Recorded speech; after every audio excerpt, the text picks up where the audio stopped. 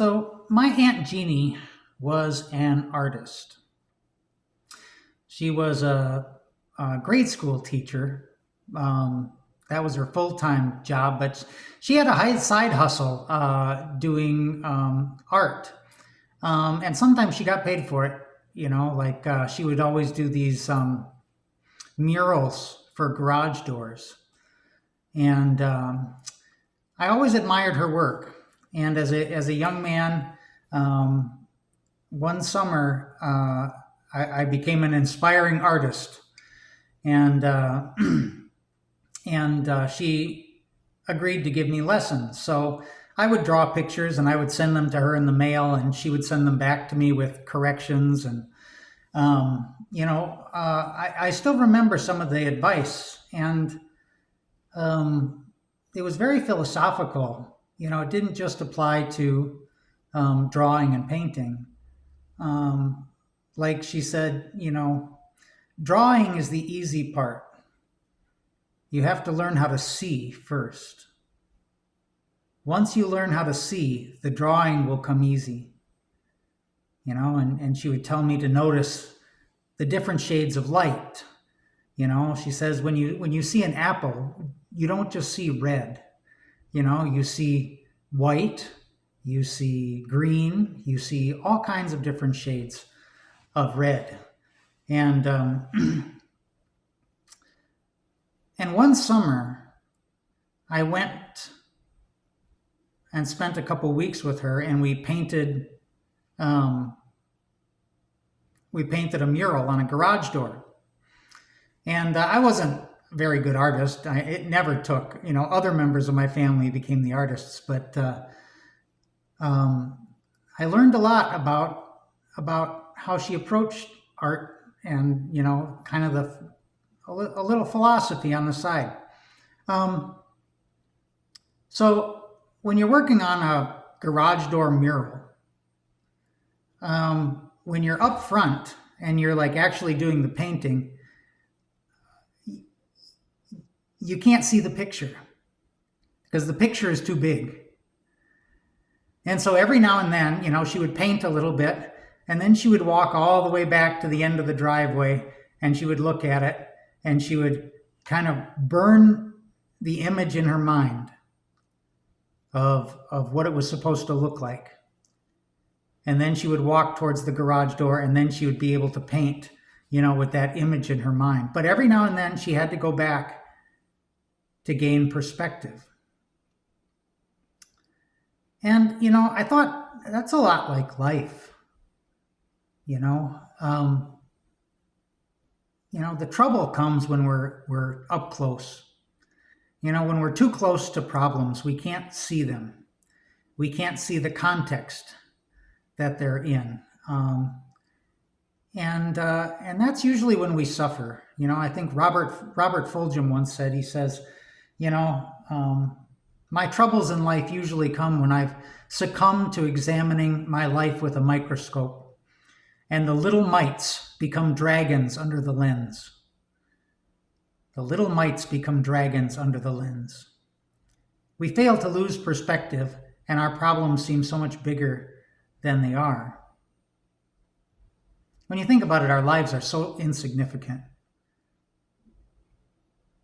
This little brief moment in time that we're here on this planet, in the context of all the other people on this planet at the moment, in the context of all the other people who have gone before and who will come after. And, our entire lives are insignificant. How much more so are the day-to-day problems that we blow up out of proportion, that we get upset about, that we get angry about. I think a lot of problems in life can be solved just by stepping back and getting the big picture of things.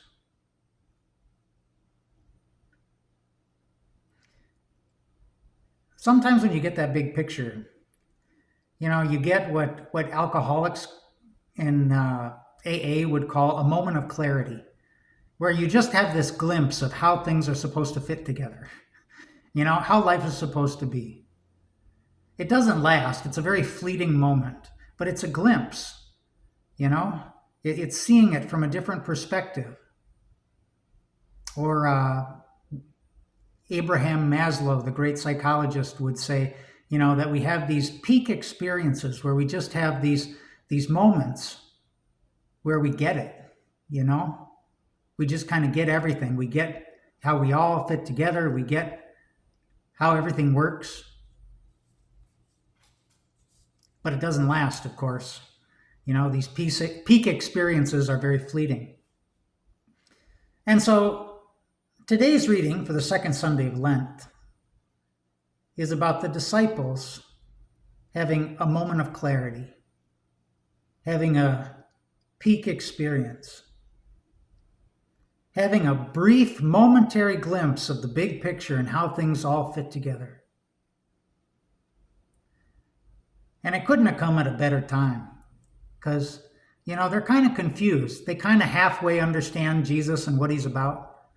Like Peter had just recognized him as the Messiah, the Christ, but he had no idea what that meant. And when Jesus started talking about, going to the cross, suffering, and doing all that, Peter was confused and troubled, and so Jesus takes Peter, James, and John, kind of the closest disciples, and he kind of gives them a break. And he leads them up the mountain where, historically, that's where people have found God. What better place to get a sense of the big picture than the top of a mountain, right? And so he takes them to the top of the mountain and he begins to pray. And the disciples witness him changing. He becomes this dazzling white. And then they witness Moses and Elijah standing beside him and conversing with him. And of course, they don't know what to make of this. And so Peter, he says, Lord, he says, let's stay here. This is a good place to stay. Let's put up some tents. We'll put up a tent for you, for Moses and Elijah, and then this cloud, that represents God, envelops them. And from the cloud, this voice says, "This is my beloved Son, listen to him." And then the vision evaporates. Jesus is there alone with the disciples. And, they go back down the mountain intent on not telling anybody what they have witnessed. So there's a number of interesting things, I think, to take from this story. One is that Moses and Elijah, they represent the entire Old Testament. Moses represents the law, Elijah represents the prophets, and Jesus is the present manifestation of God's revelation. God was revealed through Moses, God was revealed through Elijah, and now God is being revealed through Jesus. And so they are supposed to listen to Jesus because Jesus is the present manifestation of God's word for them at this moment. And I think it's a good reminder just to be always in the present moment, If you live in the past, you die in the past. If you live in the future, you're just going to be anxious.